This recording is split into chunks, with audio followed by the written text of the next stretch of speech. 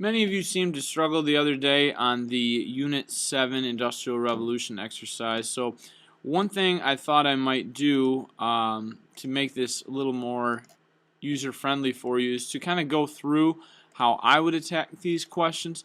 These are the types of things that you might see on a standardized test. Obviously, with this assignment in particular, you had a graph with a distribution of the United States population and also a chart with the distribution of the workforce in the United States. And so what I wanted to do today excuse me, is to really go through and show you how to attack these questions.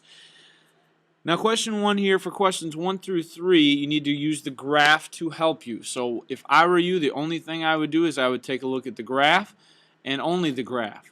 And so what I would do with your laptop is to really hone in on just the graph. I wouldn't even take a look at the chart because it's not going to be beneficial.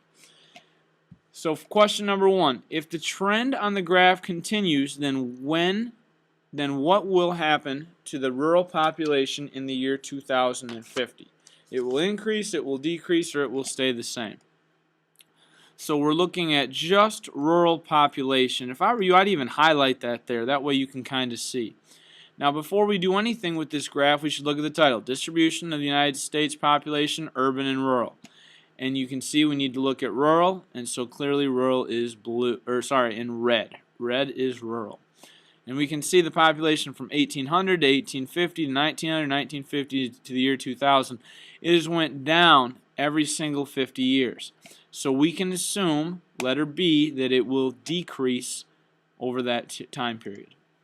Question number 2. What has been the trend of the urban population in the United States since the year 1800?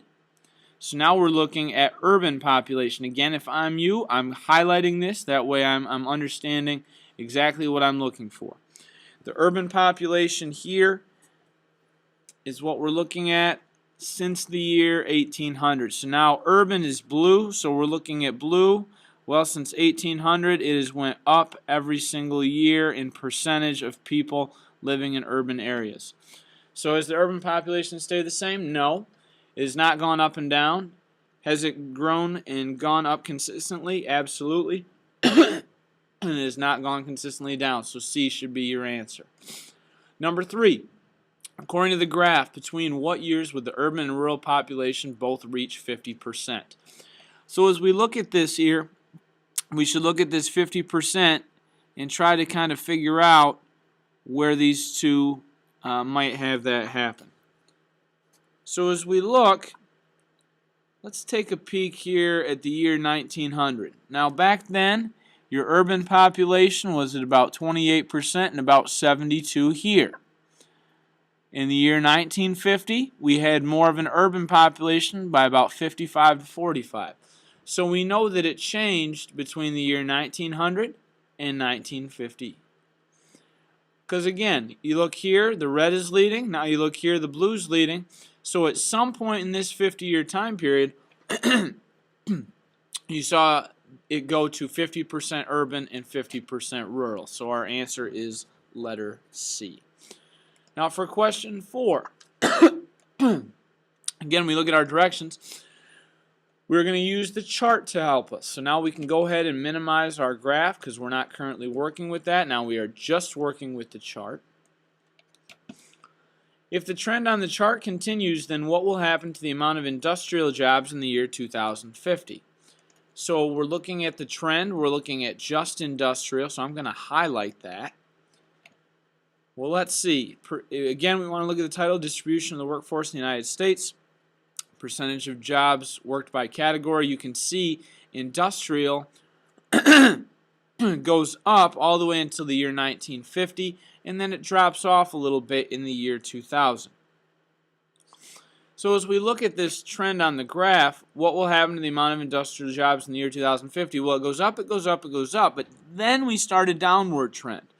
So our answer here is going to be that it will decrease. You have to look at the patterns. Yes, it starts getting higher, but then it starts going down. So if it follows that pattern, it will continue to go down. Question 5.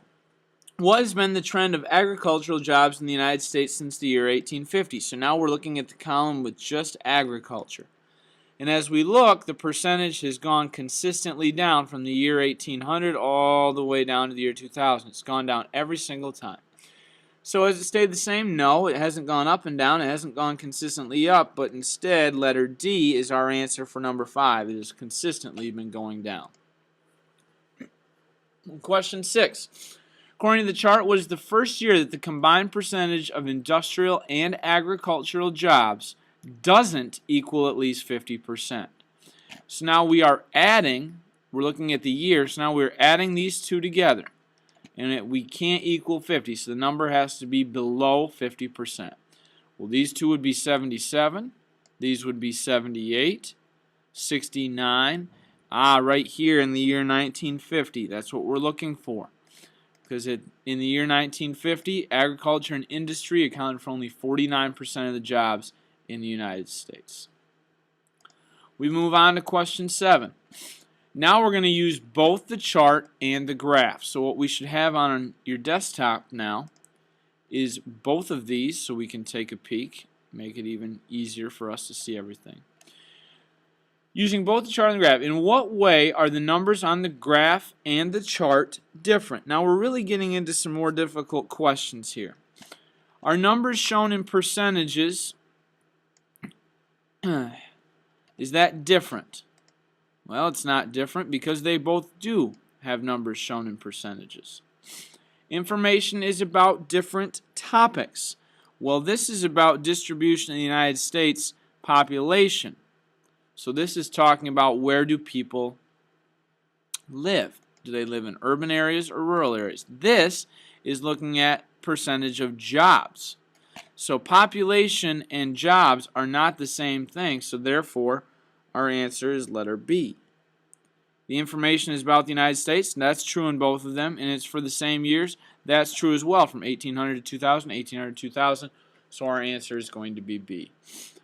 Number 8, according to the chart and the graph, which of the following statements is most correct about the industrial jobs and urban jobs between the year 1800 and 1900? Now, I think with this, the easiest way to attack these is to read them nice and slowly.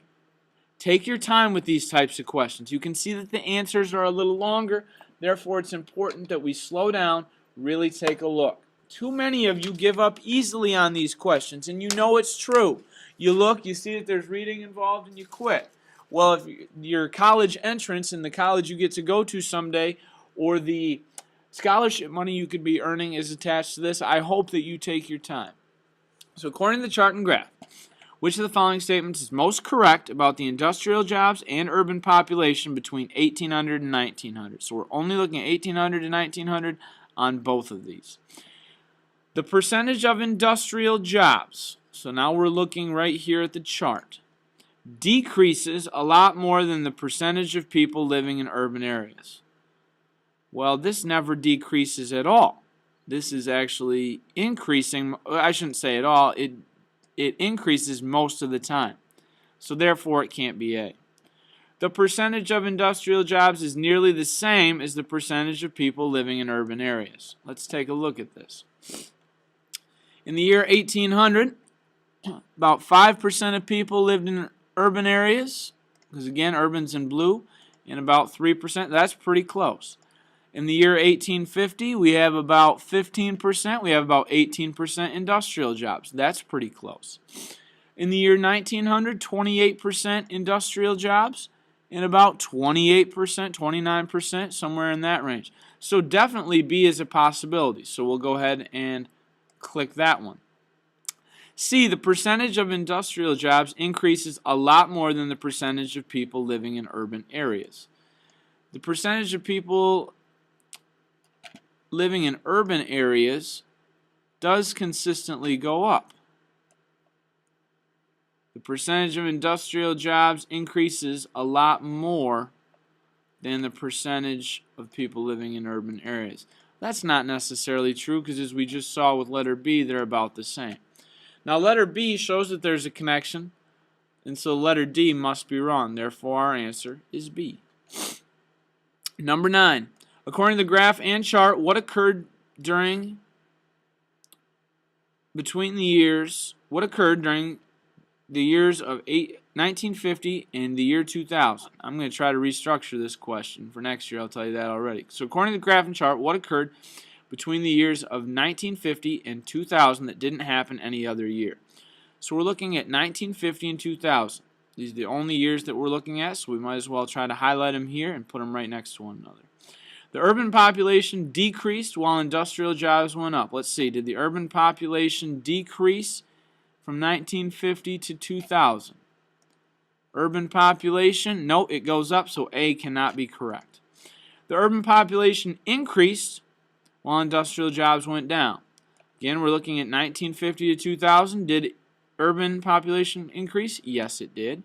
So let's check the second half of the question. Did industrial jobs go down? Well, actually they did, so let's highlight B. Now, even though we think B is the correct answer, you should always check C and D just to double check and make sure that you're correct. Did the rural population go down between 1950 and the year 2000? Yes, it did.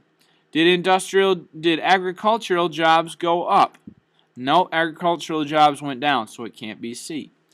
Letter D, the rural population stayed the same. Well, no, it didn't. It dropped, so therefore our correct answer has to be letter B. Final question according to the chart and the graph. Which is the most correct statement about what happened between the years of 1900 and 1950? So we're looking at these years right here and these years right in here. Again, I recommend highlighting these because I think it's easier for you to see what you're looking at. Most correct statement about the chart and the graph about what happened. The urban population decreased. Is that true between 1900 and 1950? No, that is not true. The percentage of agricultural jobs decreased more than any other time period. So let's look at agricultural jobs. Did it decrease? Yes, it did, by 30. Well, it decreased by 14 here. It decreased by 19. It decreased by 9. Well, that's true, so we're going to highlight it. The percentage of industrial jobs decreased more than any other time period. Well, let's look at it. 1900 to 1950. No, industrial jobs go up in that time period, so that can't be right. And the rural population increased. We're looking at rural between 1900 and 1950. Nope, it actually went down. So you know that D can't be correct, and B is our answer. We click the submit button, and as you can see, of course we think this is an awesome quiz because Mr. Basem created it, and we get a 10 out of 10. Again, I know there's a lot of reading on these, but there's a lot of reading on all kinds of various activities that you guys will do, especially when you get to high school. You take your standardized tests, and we want you to do very well on these so you guys can get into the best colleges that you can. I know these aren't your favorite activities, but they make you think, and they really make you take your time. And so I can't emphasize that enough. Make sure you take a look at what you're looking for, reread the question if you have to. If you have any specific questions, let me know.